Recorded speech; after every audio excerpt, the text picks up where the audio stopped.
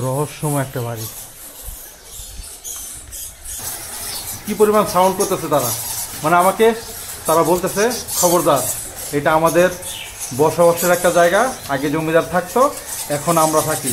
এত বিলাসী ছিলেন এক সময় তারা, কত আধুনিক জিনিসপত্র ব্যবহার করছেন দেখছেন। যতই টানবেন আসবে না। বাহ, এই যে সে তখনকার সময় এই যে ডিজাইনগুলি দেখছেন, এই যে সিঁড়িটা দেখছেন। আমি আর উপরে না উঠি।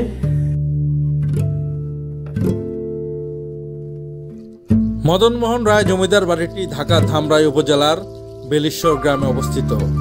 জমিদার মদন মোহন রায়ের বংশধররা বর্তমানে এই বাড়িতে বসবাস করেন না। জমিদার মদন মোহন রায়ের 2 ছেলে ছিলেন। 2 ছেলের জন্য আলাদা ভবন নির্মাণ করা হয়।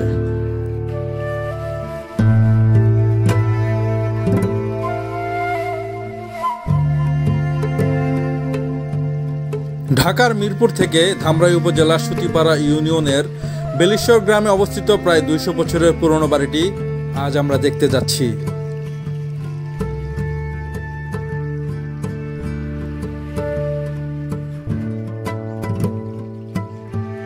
ঢাকা থেকে আসলে ঢাকা সাবান নবীনগর থেকে বৈশাখী, সেলফি অথবা ঢাকা রিচার্জ যে কোনো বাসে উঠলে ধামরাইয়ের বাথুলি নামক স্ট্যান্ডে নামতে হবে।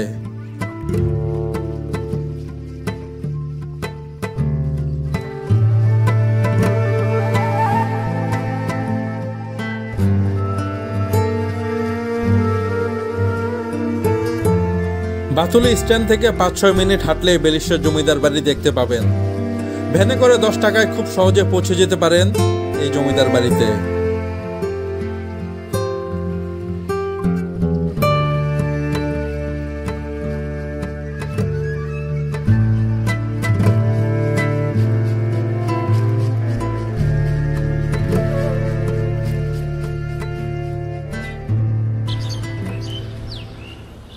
আসসালামু আলাইকুম, সবাই কেমন আছেন? আশা করি সবাই ভালো আছেন।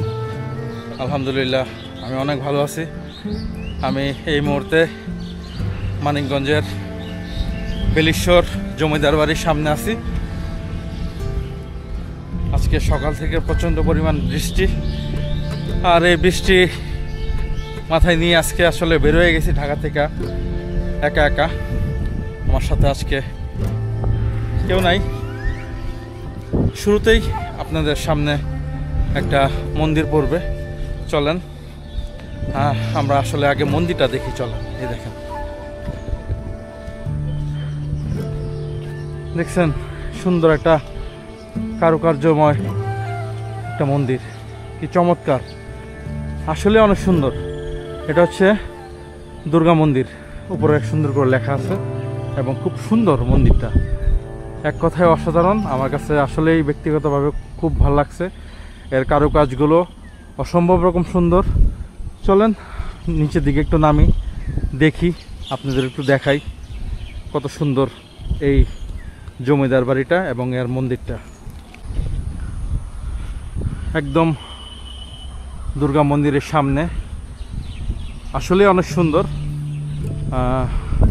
কারুকাজগুলো এখনও আছে, 100-150 বছর আগে, 200 বছর আগের সেই আলপনাগুলি এখনও দেখা যায়। দুর্গা মন্দিরটা এখন স্পষ্ট, কত সুন্দর। উপরে ঘুঘু বসে আছে অনেকগুলো। এর কারুকাজগুলো চলেন আমি আপনাদের একটু দেখাই। আমি শফিক ভাইয়ের একটা ভিডিও দেখছি, শফিক ভাই এটা নিয়ে একটা ভিডিও করছিল। দেখেন এই যে কারুকাজগুলো এখনও কত চমৎকার, দেখছেন, তাকায় থাকতে মনে চায়। এরপরে এই যে ভিতরে অনেক সুন্দর কারুকাজ আছে। এই যে এখানে এই জায়গায় তাদের প্রতিমা থাকতো। এই যে উপরে ডিজাইনগুলো দেখছেন কি সুন্দর। এই যে এখন ছাদের থেকে পানি পড়তেছে, আস্তে আস্তে নষ্ট হয়ে যাচ্ছে। যে কোনো সময় হয়তো এটাও ভেঙে পড়বে। অন্যান্য বাংলাদেশের যে জমিদার বাড়িগুলো আছে সেটার মতো এটাও একসময় বিলীন হয়ে যাবে। সরকার যদি একটু নজরদারি করতো তাহলে হয়তো আরো ভালো থাকতো। এটা এই যে আমি আরেকটা কক্ষের মতো এখানে আছে দুইটা। এটা হচ্ছে আমরা একদম পিছনে চলে আসছি, একদম পিছনে।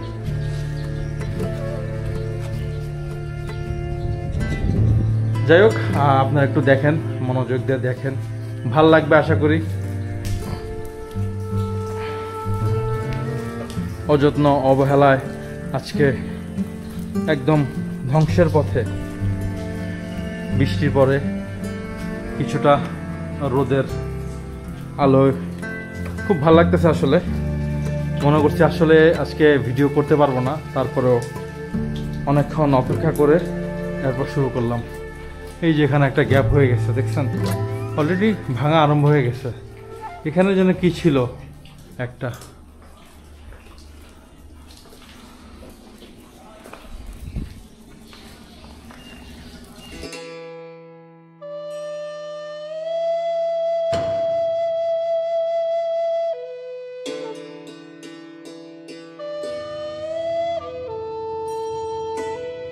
মোহিনী মোহনে দুই ছেলে, মিলিন্দ মোহন রায় চৌধুরী ও মেদিনী মোহন রায় চৌধুরী। অন্যদিকে রায়মোহনের ছেলে জমিদার কুমুদ মোহন রায় চৌধুরী।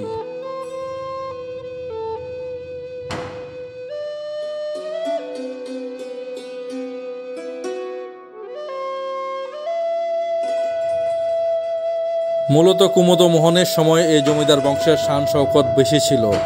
এই পরিবারের সাথে বালিয়াটি জমিদারদের বিবাহজনিত আত্মীয়তার সম্পর্ক ছিল।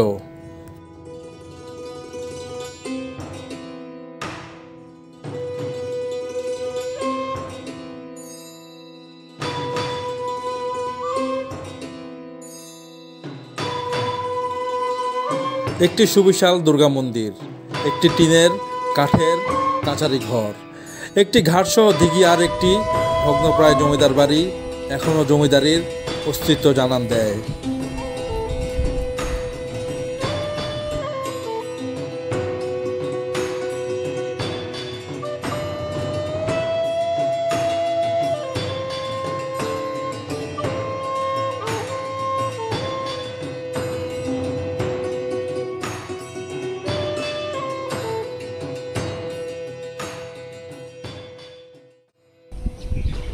দুর্গা মন্দির শেষ করে আমরা একটু বাড়ির ভিতরের দিকে প্রবেশ করার চেষ্টা করি।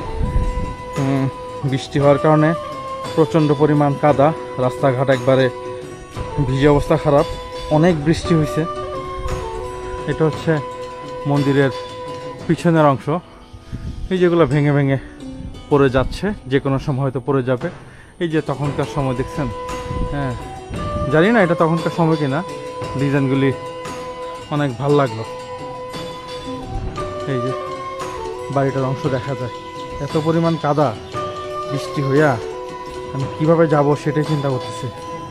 তারপরও চলেন আপনাদের কতটুক দেখাইতে পারি।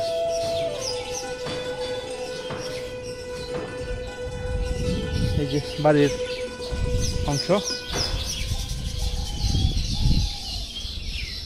বাহ বাড়িটা তো অনেক সুন্দর, দেখছেন কত চমৎকার। চাচি, এই বাড়িটা কত সালে কিনা জানেন কিছু ইতিহাস?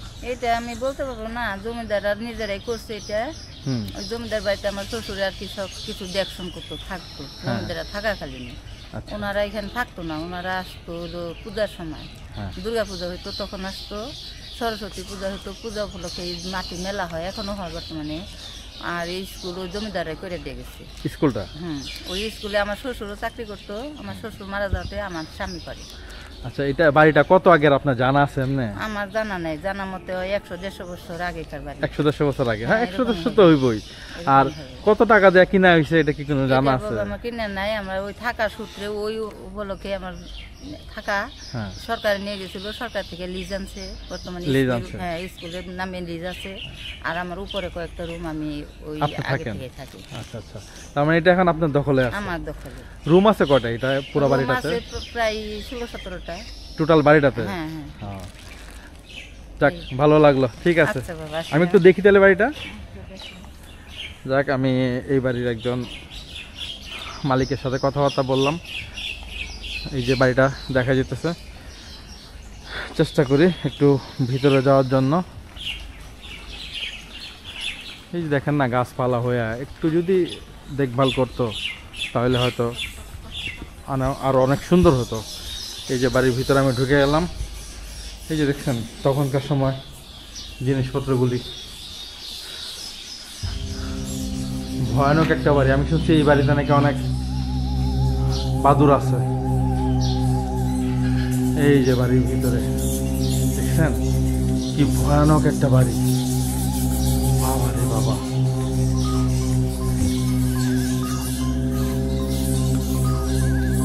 এই যে সেই বাড়ি, রহস্যময় একটা বাড়ি।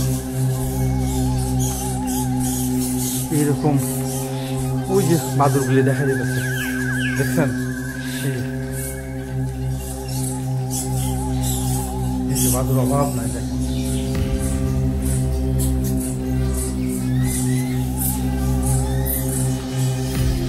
কি পরিমাণ বাদুর দেখছেন?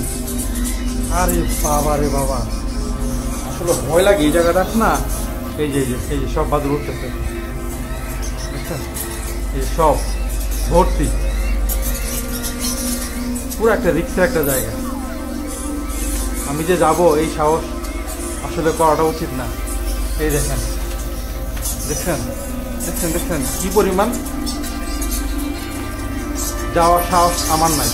অন্তত কি পরিমাণ সাউন্ড করতেছে তারা, মানে আমাকে তারা বলতেছে খবরদার, এটা আমাদের বসবাসের একটা জায়গা, আগে জমিদার থাকতো, এখন আমরা থাকি, আমাকে তোমরা ডিস্টার্ব করতে আসবা না। দেখছেন? আল্লাহ, মানে কি ভয়ানক পুরা বাড়িটা দেখেন। ওইটা পুরোটা বাদুর দিয়ে ভর্তি, আর এই যে এখানে টোটালটাই বাদুর। দোতলায় হয়তো মানুষ থাকে। আর এই যে দেখছেন, দেখি দোতলায় উঠা যায় কিনা।